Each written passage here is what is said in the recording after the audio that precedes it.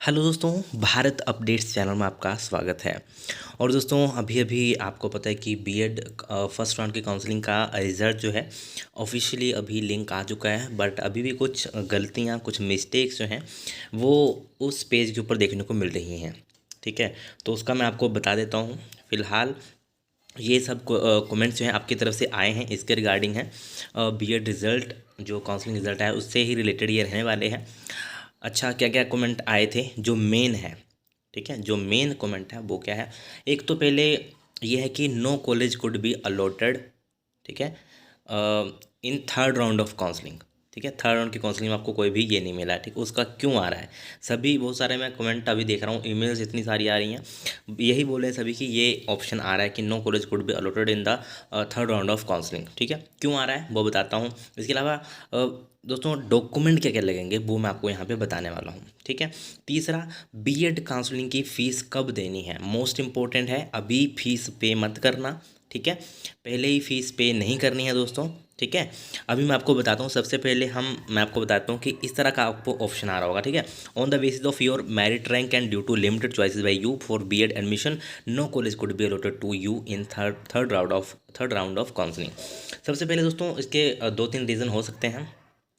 पहला रीज़न तो ये हो सकता है कि आपकी मेरिट कम हो। ठीक है, मेरिट रैंक आपका उसके हिसाब से आपको ये सीट ना मिली हो। दूसरा ये हो सकता है कि जैसे इन्होंने बोला था कि 3 प्रेफरेंस है, ज़रूरी नहीं है ये हो, मतलब 3 प्रेफरेंस हो ये ज़रूरी नहीं है, क्योंकि कईयों ने 3 भरी होंगी, उनका भी ऐसा ही आ रहा होगा। ठीक है, तो जिन्होंने अगर एक प्रेफरेंस भरी या 2 प्रेफरेंस भरी है, उन्होंने सोचा होगा कि हमारे नज़दीक यही कॉलेज है, हम सिर्फ इसी को भरेंगे तो ये डायरेक्ट मिल जाएगा।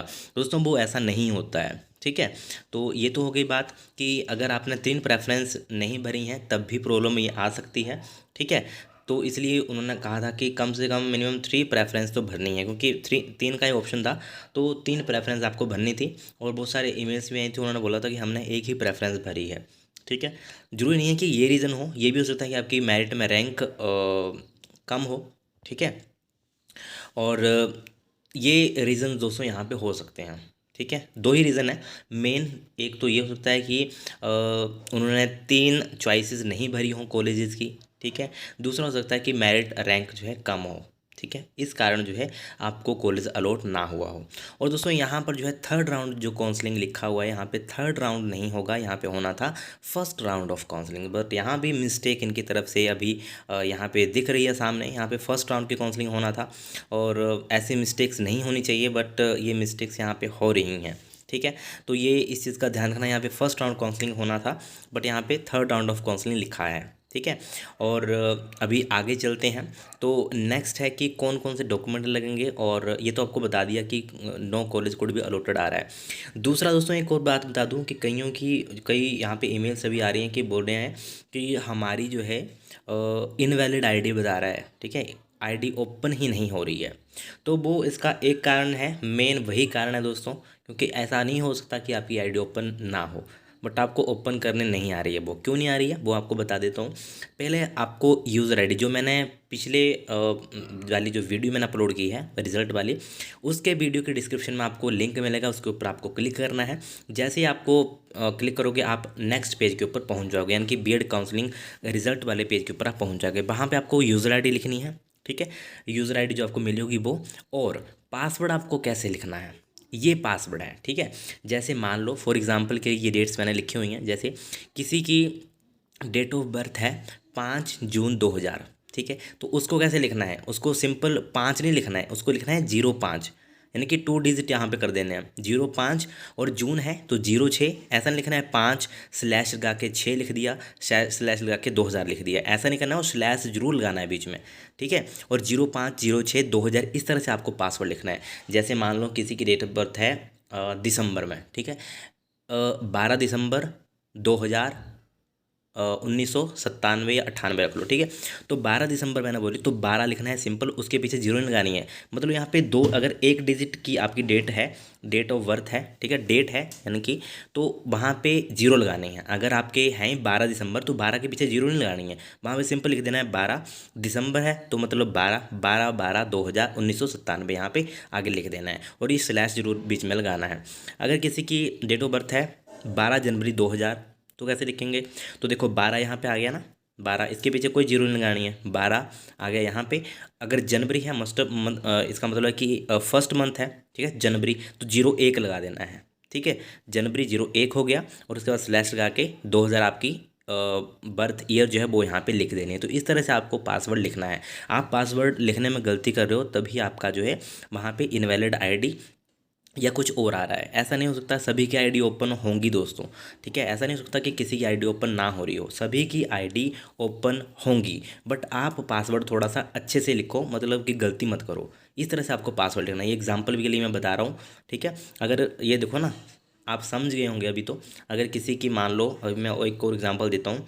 किसी की है डेट ऑफ बर्थ 13 मार्च 1998, तो उसको क्या लिखना है, 13 यहाँ पे फर्स्ट में 13 लिख देना है। मार्च है मतलब तीसरा महीना है तो 03 लिखना है, ठीक है, 03, फिर स्लैश लगा के 1997 या 98 जो भी आपके ईयर है वो यहाँ पे लिख देना है। फिर उसके बाद आपको कैप्चा वो भरना है और जो सम आपको करना है और उसके बाद लॉगिन कर लेना। आपकी आईडी श्योरली जो है यहाँ पे लॉगिन होगी ही होगी, ठीक है। ये गलती आप कर रहे हो तभी आपका इनवैलिड आईडी बता रहा है।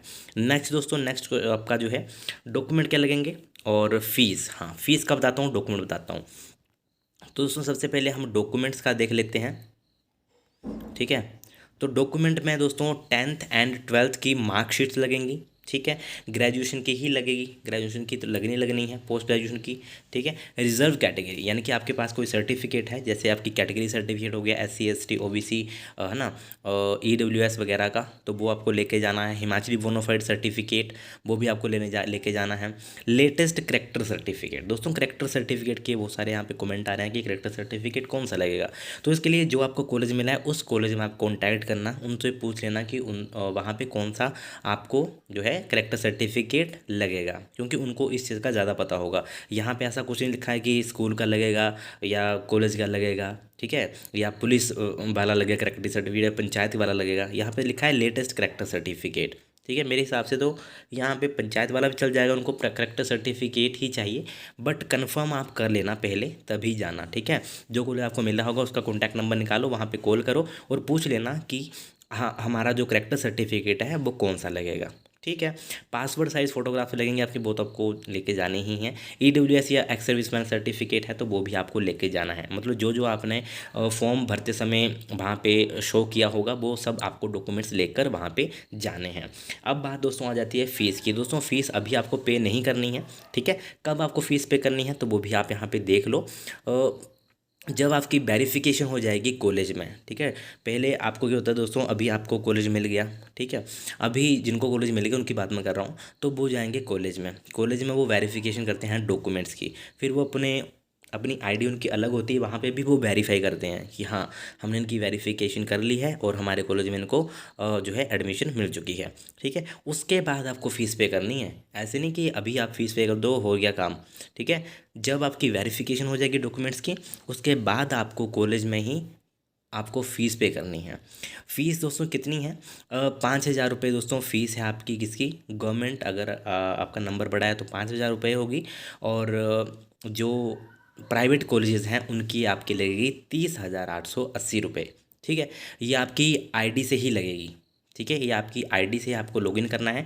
फिर credit card, debit card, net banking, जिस भी तरीके से आप करना चाहो आप यहाँ पे फ़ीस पे कर सकते हो, ठीक है। और कहाँ से पे करना है तो उसके लिए भी मैं लिंक इस वीडियो के डिस्क्रिप्शन में दे दूंगा, ठीक है। फ़ीस पे करने का लिंक मैं इस वीडियो के डिस्क्रिप्शन में दे दूंगा। और ट्राई करूंगा कि जो पहले वाली वीडियो है रिजल्ट वाली अभी थोड़ी देर पहले जो बनाई है उसमें भी दे दूं, ठीक है। जो फ़ीस पे करने का लिंक है वो मैं इस वीडियो में भी दे दूंगा। और कल अभी जो थोड़ी देर पहले की थी अपलोड उसमें भी आपको लिंक मिल जाएगा, ठीक है। तो ये आपके बहुत सारे क्वेश्चन थे, बट ये गलती मत कर देना कि अभी फीस आप पे कर दो। पहले डॉक्यूमेंट वेरीफाई, उसके बाद सब कुछ होगा, ठीक है, ओके। हाँ, तो ये कुछ आपके दोस्तों कमेंट्स थे और मुझे भी बताना था आपको, क्योंकि बहुत सारे स्टूडेंट्स जल्दबाजी करते हैं और जल्दबाजी का काम जो है बहुत फिर काम ख़राब कर देता है, ठीक है। तो जल्दबाजी नहीं करनी है। और कुछ और इशू आपका होगा तो मुझे जो है कल सुबह वाली वीडियो में आपने कमेंट करके बताना है और कल दोपहर को आपको वीडियो मिल जाएगी। अगर कोई भी इशू आपको आ रहा है, कुछ पूछना है, तो कल सुबह वाली वीडियो में आपने मुझे कमेंट करके बताना है कि हमको ये पता नहीं चल रहा कैसे क्या होगा, ठीक है। और फिलहाल अभी वहाँ पे जो है कन्फर्म करने का ऑप्शन नहीं आ रहा है दोस्तों, तो उसका वेट कर लेना, क्योंकि ऐसे कैसे पता चलेगा कि किसने कन्फर्म की सीट अपनी या किसी ने नहीं की है। अगर बाई चांस मान लो किसी को फर्स्ट राउंड की सीट मतलब अपनी मनपसंद सीट नहीं मिली है और वो सेकंड राउंड के लिए अप्लाई करना चाहता है, तो उसको पहले पहले फर्स्ट राउंड की जो सीट मिली है उसको रिजेक्ट करना पड़ेगा, फिर वो जाके सेकंड राउंड के लिए अप्लाई कर सकता है। ऐसे नहीं कि अगर आपने छोड़ दिया और हो गया काम, ऐसे नहीं कर सकते ना, उसको रिजेक्ट करना पड़ेगा। दो ऑप्शन होते हैं, क्योंकि पिछली बार जो बीएड काउंसलिंग हुई थी उसमें कंफर्म करने के ऑप्शन आए थे, इस बार नहीं आ रहे हैं, तो थोड़ा सा वेट कर लेना, जल्दबाजी नहीं करनी है, ठीक है। तो ये थी दोस्तों आज की वीडियो अच्छी लगे तो लाइक शेयर, चैनल को सब्सक्राइब जरूर करिएगा मेरे लेटेस्ट अपडेट्स के लिए। Thank you.